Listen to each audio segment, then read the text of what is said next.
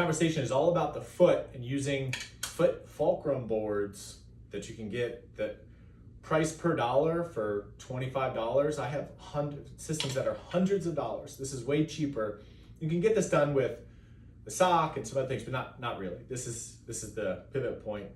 It has a little line in the center, and it allows you to rock your foot back and forth. And so this almost acts as a translator from the ground to your foot.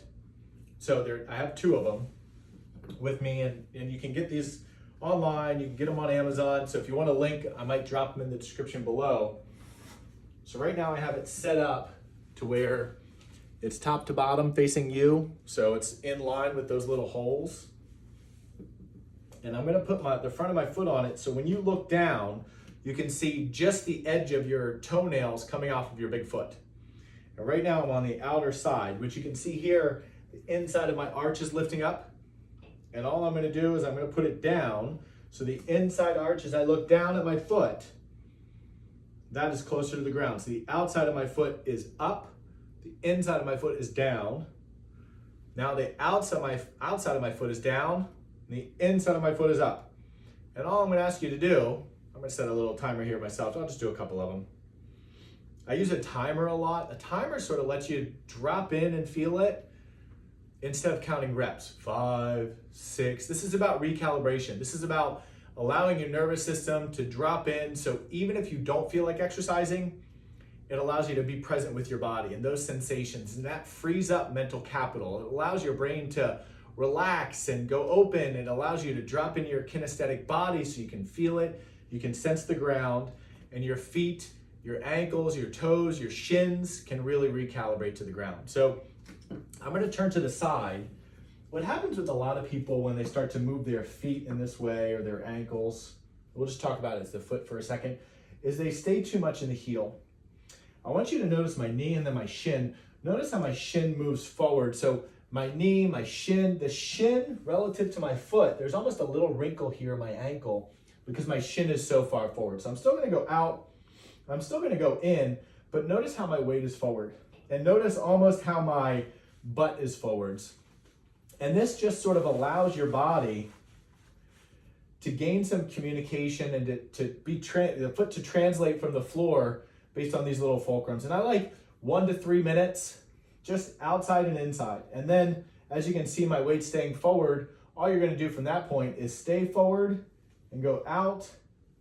And now my legs are staying bent. The shin is staying forward, the shin angle. So this is a little bit more intense. This is increasing the contact pressure through the ground.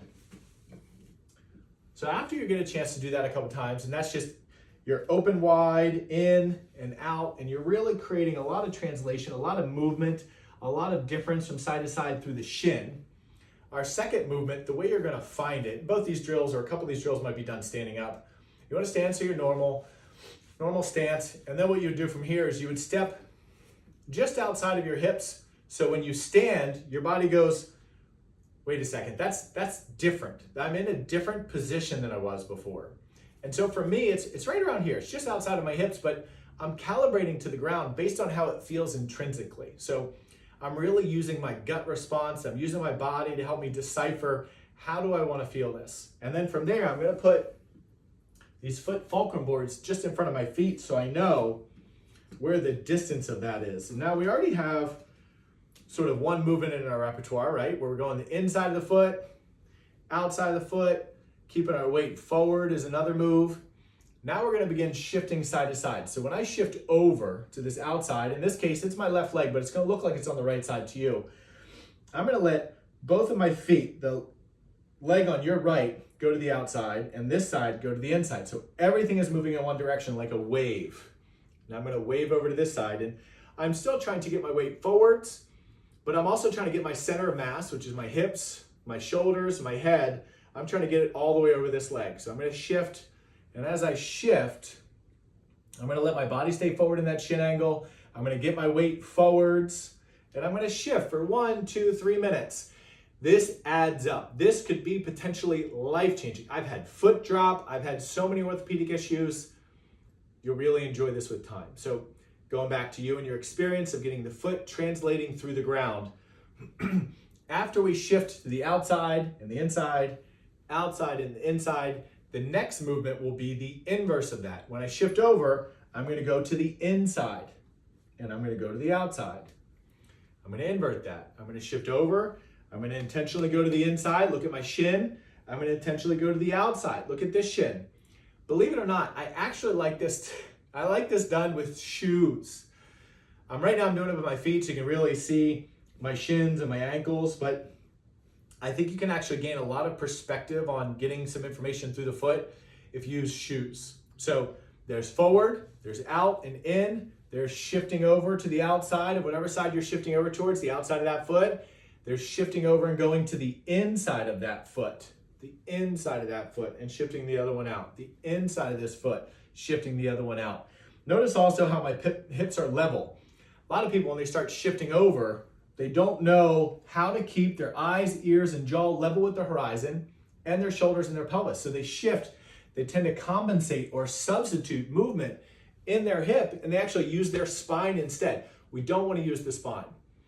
Level with the horizon, hips level with the horizon. So the movement, the fulcrum, comes from the communication of the fulcrum footboard and your foot. So we're shifting side to side. Now I'm going outside. Now I'm going inside.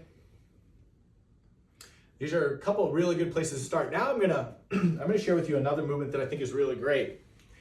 And this comes from not just having better balance, but this is about having a stronger foot. So this is just a little step. You could probably even use a chair. It's probably better because it's a little bit higher.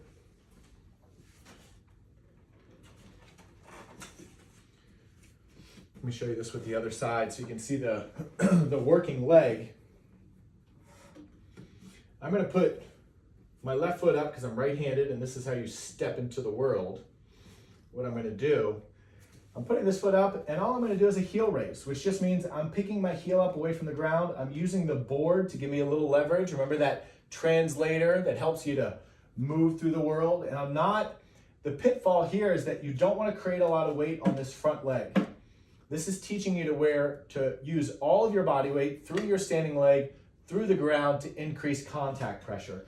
So you can do this for 1, 2, even 3 minutes. You can do this for really long periods of time because you want your lower limb or below your knee to have a lot of capacity. So when you're walking around and you're doing things in the world, your body can be really strong, your legs can be really strong, and I think these are some good foundational movements for these foot fulcrum boards to begin translating the experience of the ground through your foot, through your ankle, and then it can really teach you to have a little bit more capacity down below and give you an incredible advantage for a really short period of time. It also is calming to the nervous system. It's calming for the body, so you can gain a lot of really good feedback from allowing your body to be present and safe while increasing a lot of strength in your lower limb and your foot. So give these exercises a go. I'll drop a link down below so you can check it out and find it for yourself. And I gotta tell you, this will make a huge difference if you give it a shot.